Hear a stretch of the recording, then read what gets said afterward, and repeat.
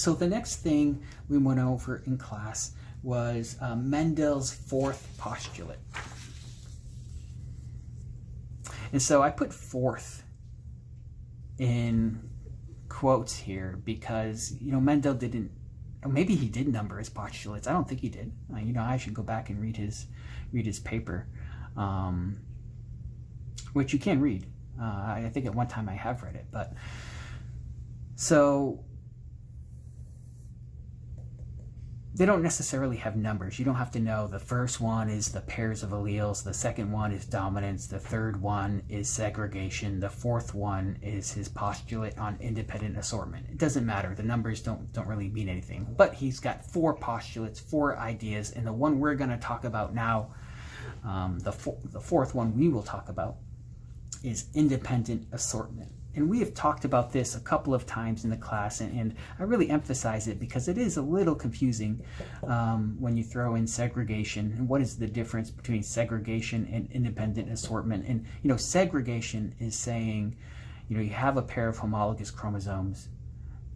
The gametes can only inherit one member of the pair of homologous chromosomes. And you've got a pair of alleles.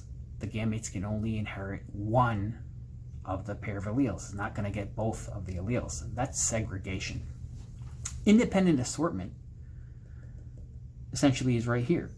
And I'll just read out the modern terminology one. So alleles of different genes assort independently of each other during gamete formation. And what does this mean? I think it's easiest to just look at an example. Let's take a plant. We could take an animal with a heterozygous genotype for 2 pairs, but let's go to our round in yellow pea plant that is heterozygous for this pair of alleles and heterozygous for that pair of alleles. And what independent assortment says is that of all the gametes that this plant can make, of all those that inherit a big G, half will get a big W, and the other half will get a little w. And of all the gametes that get a little g, half will get a big W, and half will get a little w. So that is independent assortment. All of these gametes are found in an equal ratio, 1 to 1 to 1 to 1. There's no bias in the formation of one of these gametes relative to the others. Now, Mendel did not, all of Mendel's traits assorted independently, behaved in this way when they were analyzed in a dihybrid cross. We will get to linkage in chapter 5. And what linkage is, when linkage occurs between 2 genes, the pairs of alleles do not assort independently. And in that case, you might see something where gametes with big G and big W, and let's say little g and little w, outnumber gametes with little g and big W, or big G and little w. Now, if these genes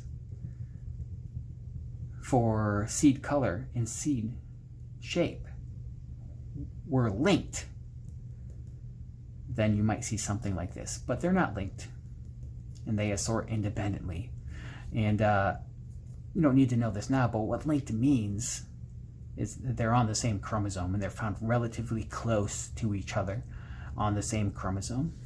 But we'll get to that later. For now, what we need to do is understand independent assortment, and that the alleles are inherited independently of each other. And as a result, all the different gametes are formed in equal numbers. And that is important, because if they were not formed in equal numbers, Mendel's F2 dihybrid ratio would not be 9 to 3 to 3 to 1, and his genotypic ratio would not have been 1, 2, 1, 2, 4, 2, 1, 2, 1.